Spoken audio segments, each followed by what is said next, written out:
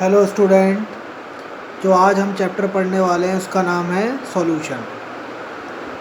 और ये physical chemistry का बहुत ही इम्पोर्टेंट टॉपिक है और बहुत ही इम्पोर्टेंट चैप्टर है सॉल्यूशन। तो हम बात करेंगे सॉल्यूशन की। तो सॉल्यूशन होता क्या है? तो solution is a homogeneous mixture of two or more substance in same or different physical phases. Homogeneous mixture जो है, हमें यहाँ पे जो सॉल्यूशन का मतलब जो है वो है ट्रू सॉल्यूशन। जो यहाँ पढ़ने वाले हैं हम लोग, जो कंप्लीटली मिक्स हो जाए। सॉल्यूशन का मतलब है यहाँ पे ट्रू सॉल्यूशन पढ़ने वाले हैं हम इस चैप्टर में। और सॉल्यूशन जो होता है, सॉल्यूशन का मतलब है या सॉल्यूशन की डेफिनेशन जो है, solution is A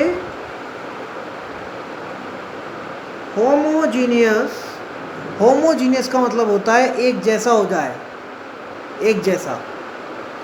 solution is a homogeneous mixture of two or more substance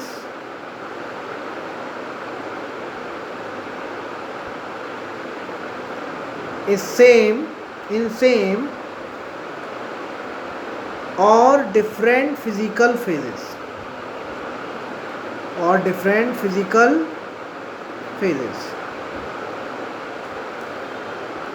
तो यहाँ पे अब मान ली, सपोज करिए आपके पास कोई कंटेनर है,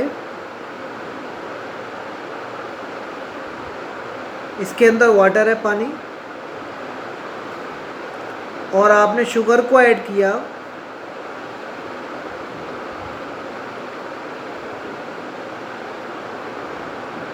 तो ये शुगर जो है इस वाटर के अंदर कंप्लीटली डिसॉल्व हो जाएगी।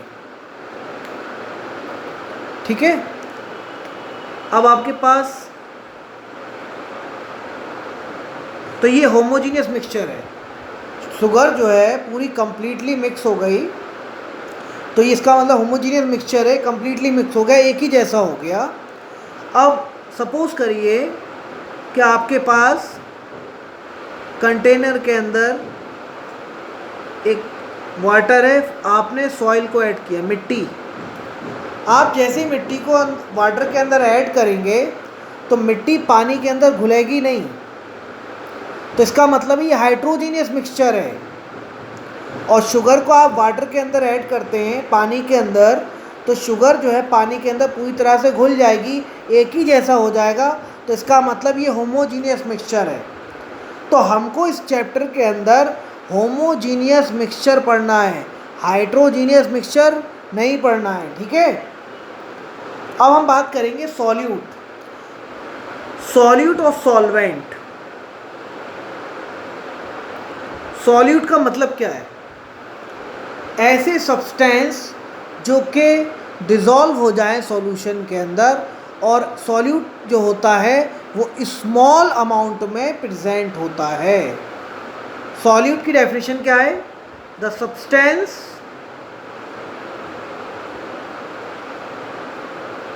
that is dissolved in a solution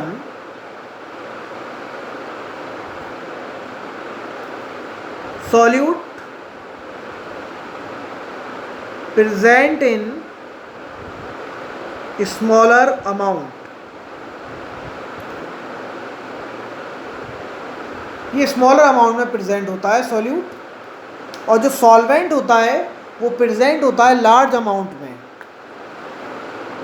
solvent, the substance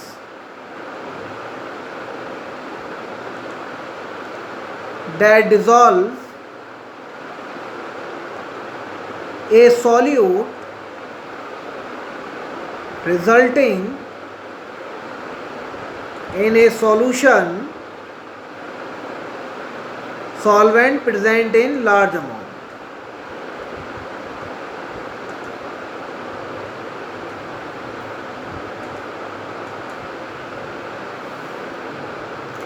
solute plus solvent दोनों का मिक्सचर जो होता है वो आपको मिला के आपको सॉल्यूट प्लस सॉल्वेंट का मतलब क्या है, सॉल्यूशन, इन दोनों का मिक्सचर, ठीक है, तो इस बात को बोलते हैं सॉल्यूशन, ठीक है। सॉल्यूट प्लस सॉल्वेंट क्या मिलता है आपको, सॉल्यूशन। अब जो शुगर है आपका, हो सकता है शुगर आपके पास लेस क्वांटिटी में प्रेजेंट हो सकता है वाटर आपके पास लेस क्वांटिटी में प्रेजेंट हो। जो भी चीज़ स्मॉलर अमाउंट में प्रेजेंट होगी वही आपकी सॉल्यूट कहलाएगी, ठीक है। अभी यहाँ मैं कह रहा हूँ सपोज कि शुगर जो है 50 ग्राम है और वाटर जो है आपका 1 लीटर है, तो ये शुगर जो है स्मॉल क्वांटिटी में प्रेजेंट है, तो ये सॉल्यूट का काम करेगी। और सॉल्यूट को जो है हम दिखाते हैं, इस सॉल्यूट के लिए जो हम सिंबल यूज़ करते हैं वो बी, कैपिटल बी या स्मॉल बी, और सॉल्वेंट के लिए यूज़ करते हैं वो ए, स्मॉल ए या कैपिटल ए, ठीक है। ये न्यूमेरिकल्स में आगे आएगा, स्मॉल बी स्मॉल ए, ठीक है, कैपिटल बी कैपिटल ए, ठीक है। तो सॉल्यूट जो होता है प्रेजेंट स्मॉल क्वांटिटी में होता है और सॉल्वेंट जो प्रेजेंट होता है वो लार्ज क्वांटिटी में प्रेजेंट होता है। अब ये डिसाइड करते हैं कि जो चीज़ कम क्वांटिटी में प्रेजेंट है वो सॉल्यूट है और जो ज़्यादा क्वांटिटी प्रेजेंट है वो सॉल्वेंट है।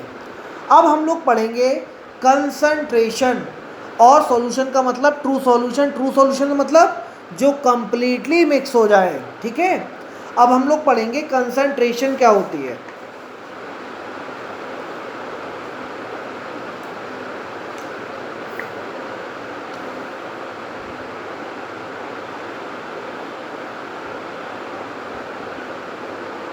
कंसंट्रेशन, कंसंट्रेशन का मतलब क्या है? कंसंट्रेशन का मतलब है the amount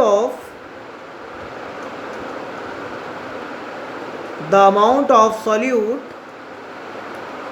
dissolve per liter volume of the solution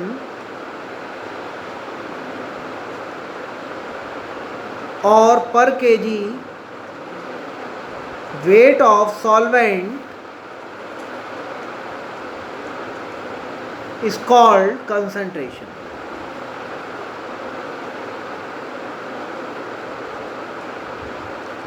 SI unit जो है कंसंट्रेशन की, जो यूनिट है आपकी, unit of concentration, unit of concentration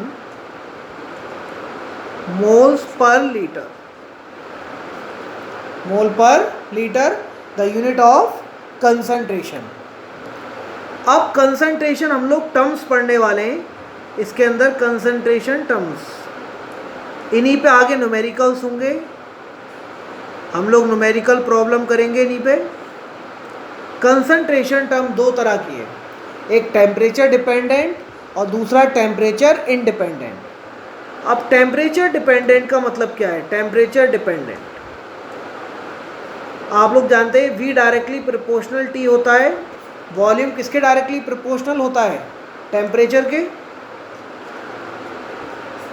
तो वॉल्यूम जो है यहाँ टेम्परेचर डिपेंडेंट में जो आएगा वॉल्यूम रिलेटेड होगा इससे, वॉल्यूम रिलेटेड।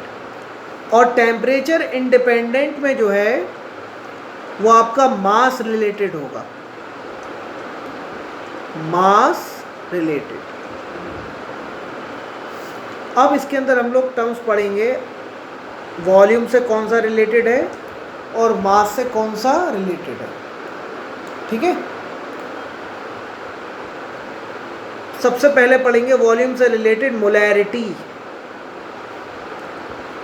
मोलैरिटी को हम लोग कैपिटल M से शो करते हैं। फिर हम पढ़ेंगे नॉर्मेलिटी, नॉर्मेलिटी को हम लोग कैपिटल N से शो करते हैं। फिर पढ़ेंगे हम लोग percentage by volume, percent by volume, V by V percent. फिर हम पढ़ेंगे wait percent by volume, W/V%। ये वॉल्यूम से रिलेटेड है जो कि टेम्परेचर डिपेंडेंट है, और जो टेम्परेचर इंडिपेंडेंट है, जो मास से रिलेटेड है, उन टर्म्स को हम लोग पढ़ेंगे मोलैलिटी। मोलैलिटी को हम लोग स्मॉल m से शो करते हैं, पार्ट्स पर मिलियन ppm, पार्ट्स पर मिलियन को ppm भी बोलते हैं। अगला जो पढ़ेंगे हम मोल फ्रैक्शन। अगला जो पढ़ेंगे इसके अंदर percent by mass, weight by weight. ठीक है, ये इसके अंदर हम लोग पढ़ेंगे कि percent by mass, weight by weight, mole fraction, parts पर मिलियन, मोलैलिटी, इधर मोलैरिटी, नॉर्मेलिटी, आपका percent, mole fraction, wait percent by volume, W/V%। ठीक है, ये सब टर्म्स हम लोग आगे पढ़ेंगे जो हमारा नेक्स्ट लेक्चर होगा। इस लेक्चर में हमने जो बात की, सॉल्यूशन क्या होता है और सॉल्यूट क्या होता है, सॉल्वेंट क्या होता है, कंसंट्रेशन की यूनिट क्या है, कंसंट्रेशन क्या होता है, और कंसंट्रेशन टर्म्स की बात करी। जो अगला हमारा लेक्चर होगा वो मेथड ऑफ कंसंट्रेशन रिप्रेजेंटेशन पे होगा, जिसकी हम अगले बात करेंगे। आपको मेरी वीडियो अगर पसंद आई हो उसको शेयर करें, सब्सक्राइब करें।